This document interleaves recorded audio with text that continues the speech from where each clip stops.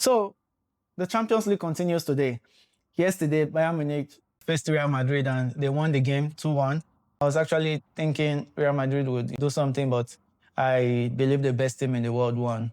So right now, Bayern Munich is the best team in the world, and they proved that again to Real Madrid. And technically, just because of the Champions League team, it's Real Madrid. They've won, how many is it now? 15, 16? I don't know. But that is the only hope I had for them, that because they are the Champions League team, they always find a way to go through. I was hoping that they would do this against Bayern Munich, but they have the second leg. They have one more game to go, and it is still Real Madrid. They can do something. And then Arsenal is playing with fire. They are with fire. They are really playing with fire. So we are here to discuss today's game. PSG, Liverpool, and we have Barcelona versus Atletico Madrid. I will start with that one. Let's start with Barcelona, Atletico Madrid, and then we'll come back to PSG, Liverpool later. So my first prediction, technically, should be a win for Barcelona, but I'm hoping Atletico Madrid will do what they did in the Copa del Rey they played, and they did Barcelona dirty.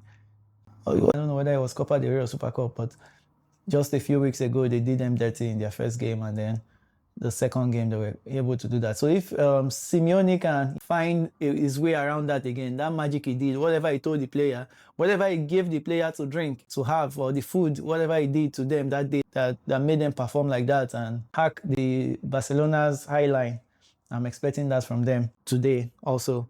So I believe Barcelona players are fine. They have Rafinha injured, but no, it's not just Rafinha. So I see Frankie de Jong is injured. McBernard is also injured. Araujo is also injured. But if we look at Atletico Madrid side, we have Oblak injured. Jimenez is injured, and Barrios is one midfielder we should look out for in the Premier. I don't know why Premier Leagues are not looking for midfielders like Barrios, but Barrios is there.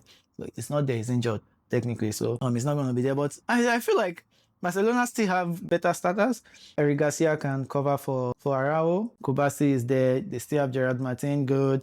Cancelo is good. Talking about the new contract, that will be another show. Pedri is also good. Dani Olmo is there. Fermin Lopez is there. The question is who is holding the midfield and who is attacking.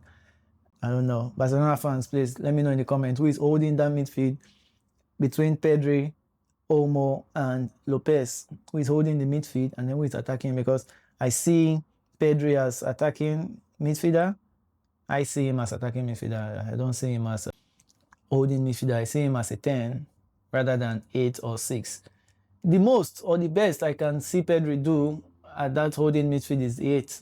So it can be box to box, but I don't think Pedri is the 6 that would play the Busquets role and sit. So I'm looking forward to that. The front is always Yamal, Lewandowski, and Rashford should go ahead with that because Rafinha is injured technically, so that works. But Atletico Madrid looks good.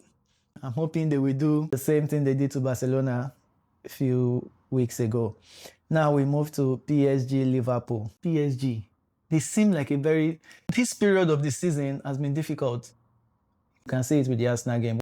Whether you're a fan of Arsenal or not, it is clear that those players are tired. It is clear that the injury, the long games they've been playing, Arsenal has played over how many games in how many weeks now, and that is also reflecting in Chelsea. You see that Chelsea players are weak. They get tired after 40, 50 minutes into the game because they've been playing since the start of July. They had a week's break and then they came back to football. So they've not really had that long-term rest. And it's still going to affect them this season because there's the World Cup coming up. So there are lots of football games coming up. So I feel like that is what is affecting PSG. And that is what Liverpool might take advantage of. Liverpool just lost. Liverpool just lost 4-0 to Man City. I don't know. I forgot it was 4-0. I thought it was 0. So I'm like, oh, wow. 4? They really did you that there. So Liverpool can still do something against PSG. I think they've played PSG before this season. I'm not sure about that. Let me see if I can see the stats. I cannot find that stat here right now, but I feel like they've played PSG this season. No, I don't think so. So 2025 was last season. First leg, 1-0 Liverpool. Second leg, 1-0 PSG. And I think PSG went through with penalties, if that is correct. So I'm hoping PSG would win. Liverpool is going to be a difficult game, whether you think they're in form or not, whether you think, oh, PSG will just come in and PS through them, not knife going through butter. So that's not how the Champions League work. It did work for Tottenham and it worked for Man City, but it doesn't really work like that always. So I still see PSG winning this one, and I believe they will go through both legs. So let me know what you think. Let me know who your starting lineup would be for Barcelona, Atletico Madrid. For the Barcelona fan, let me know who you want to put in that midfield, especially. I want to see your team. I want to see your starting lineup. And then for Liverpool fans, what do you think? Do you think Salah should start? Do you think Salah should be on the bench? My opinion, I feel like if Salah starts, then Liverpool are one man down already, because technically, I've said technically 10 times now, but technically, Salah is not that player. It's not him. Salah is no longer him. Salah is tired. Salah is tired. Who said, was it Carragher? Leave the football before football leaves you. He was talking to Casemiro, but I think he should face his own player now and talk to his own player. Tell Salah, leave the football before the football leaves you. Luckily, he's leaving Liverpool. I hope he gets the intensity of the Premier League is hard. That's why I'm hoping Champions League might be different. But if he doesn't start Salah, then that they would have a chance against Man City, because Man City would be preparing for Salah. So do themselves a favor, do not start Salah. But if you're a Liverpool fan, let me know what you think. Do you think Salah should start or he shouldn't start? And I'll see you in the next one. Thank you.